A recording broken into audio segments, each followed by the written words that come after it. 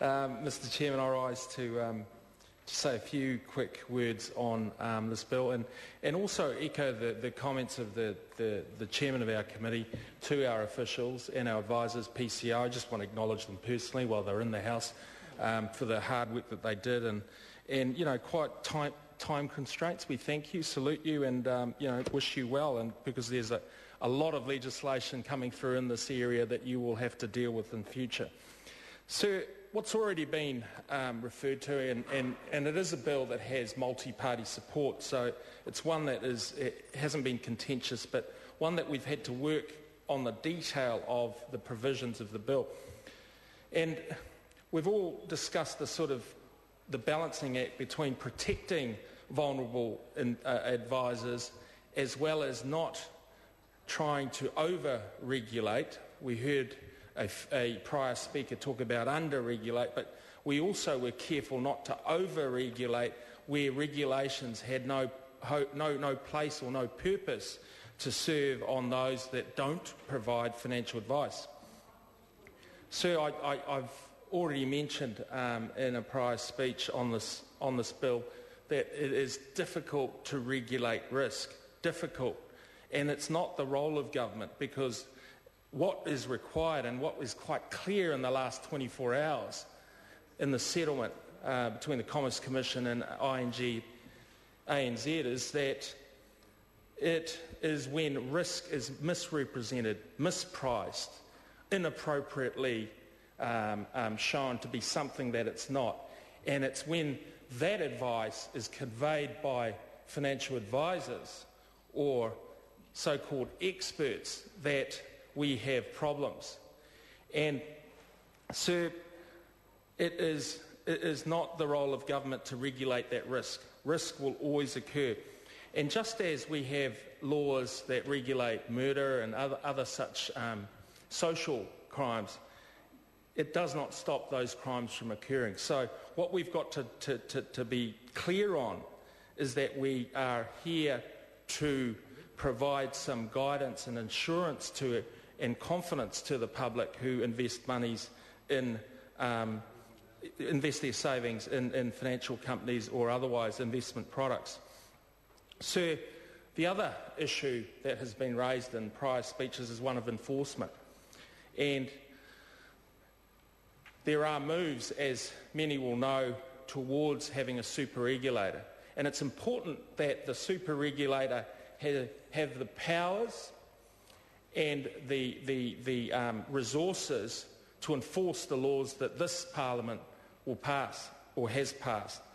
And that's particularly important, sir, in that we've seen in the last two budget appropriations more resources being committed to the Securities Commission and other such regulators. And I think that's something that all parties here support.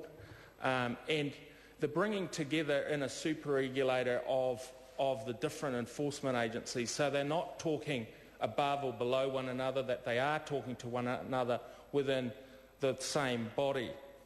Sir, the Honourable Clayton Cosgrove also mentioned financial literacy, and I think actually that's a really key point. When I do my electric clinics and I see some of the issues and the problems and where people seem to have major difficulties in whether it be investment, housing and the like, it is around budgeting and it is around financial literacy and understanding of where their money goes. And I think we can't do enough of that type of education and that type of learning around financial, not just basic budgeting, sir, but financial products. And it's not just about disclosure. I know another member in this House has already talked about, that we get better disclosure. Well, I know people with financial backgrounds that work in the financial industry and still struggle to get through a 75-page prospectus.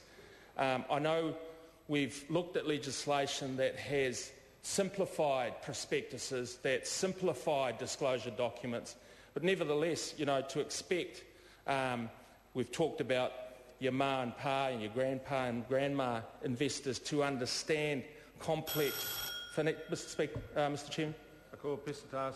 Thank you, Mr. Chairman. To expect them to understand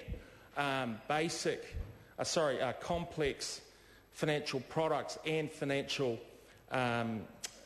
disclosure documents is really asking a bit much. But I just want to quickly talk about the process, and I thought the process in which we worked in to get to this bill was, although time constrained, it was a useful process, collaborative both across the House but also with the industries that came in, the submissions, and having the finance industry and the major players within the finance industry make contributions as we developed the bill, I thought was quite useful. And when we were developing the bill, I thought also the question, sometimes the disconnect between what we were doing, what the advisors or what we were doing as parliamentarians and the advisors and the industry was that I kept asking the question, how does this work in reality? Because we didn't want to overburden those finance companies and those that were working in the industry. And it was about time frames, meeting time frames. It was about the costs that would be imposed. And I think of the credit unions who say to me, $20,000, it's just going to be too onerous. It's not within their cost structures to pay that for something that they're not providing financial advice for. And are these measures necessary in the greater scheme of things? And we kept asking ourselves that and working through this bill. And I think what we've come to in this bill in terms of carving out those firms that were not necessary to come under the auspice of this regime, but also including those that needed to be regulated because of the history of bad financial advice getting out into the community. I think what we came to was a very good bill. However, if there are people out there that think that this bill will solve all our problems, I'd say no, and I say that respectfully and I say that truthfully, because I know that the finance industry is developing over time. Different products are coming into being. There are very complex derivative products that may need further regulation and further exemption-making powers that are within this bill that will certainly allow for it to grow organically over time. But I think we've done a really good piece of work. I commend particularly the chairman, Leanne Dalzell. I thought she worked particularly hard and guided the committee in the right directions. And I commend this bill, certainly.